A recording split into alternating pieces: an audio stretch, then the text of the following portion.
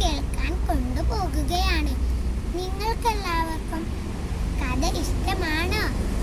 ശ്രീമതി പാർവതിയുടെ മുത്തശ്ശി മരവും ചിങ്ങാരിമാരും എന്നാണ് എൻ്റെ കഥയുടെ പേര്. പണ്ട് ഒരു കാട്ടിൽ ഒരു മുത്തശ്ശി മരം ഉണ്ടായിരുന്നു. പൂക്കാലമായാൽ മരത്തിലെ പൂക്കളിൽ നിന്നും തേൻ പൊടിക്കുന്നതിനായി കിളികളും ചിത്രശലഭങ്ങളും എത്തും. പഴങ്ങളുടെ കാലമായാലോ പഴം തിന്നുന്നതിനായി കിളികളും അണ്ണാന്മാരും വവ്വാലുകളും എത്തും. വയറു നിറഞ്ഞു കഴിഞ്ഞാൽ അവർ ഉറക്കെ പാട്ട് പാടും. അത് കേട്ട് മുത്തശ്ശി മരം സന്തോഷത്തോടെ ചില്ലകൾ ആട്ടും.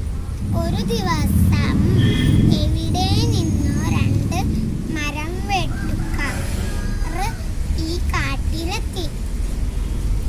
ഈ മരം കൊള്ളാമല്ലോ, നമുക്ക് കുറച്ച് സമയം കഴിഞ്ഞ് വെട്ടാം, കൂട്ടത്തിൽ ഒരാൾ പറഞ്ഞു. അത് കേട്ട് മുത്തശ്ശി മരം വിറച്ചു.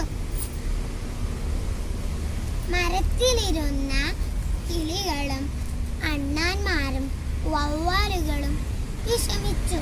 പാവം മുത്തശ്ശി മരം. അപകടത്തിൽപ്പെട്ടു പോയ മുത്തശ്ശി മരത്തെ എങ്ങനെ രക്ഷിക്കും?